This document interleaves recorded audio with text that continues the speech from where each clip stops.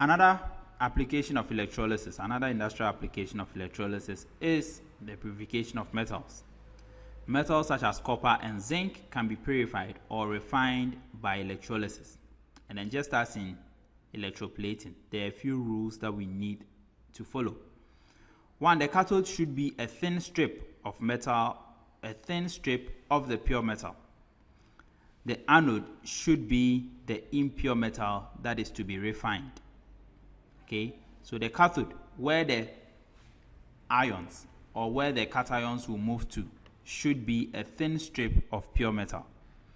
The anode, where the anions will move to, should be the impure metal that is to be refined.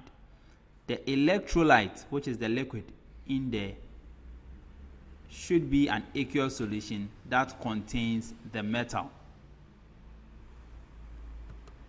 Now, if you want to purify copper, now let's apply the few rules I just stated. The pure copper is used as the cathode. So here, pure copper is going to be used as the cathode. Okay. Now, the impure copper is going to be used as the anode. And then the solution will be a copper sulfate solution. So there will be copper inside the solution.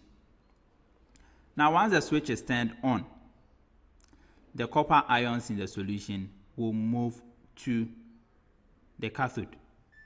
Now, this copper will also start to break down and then dissolve into the solution for the copper ions to move to the cathode. Once they go to the cathode, once they get to the cathode, they are going to be deposited or they are going to be formed. So in this case, the pure copper is moving to the cathode. That is where they are going to gain electrons and then be deposited.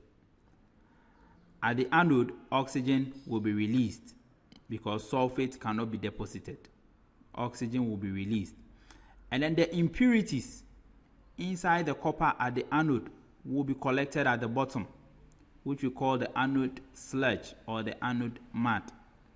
So these impurities will be collected at the bottom here. And these impurities are what we call the anode sludge or the anode mud.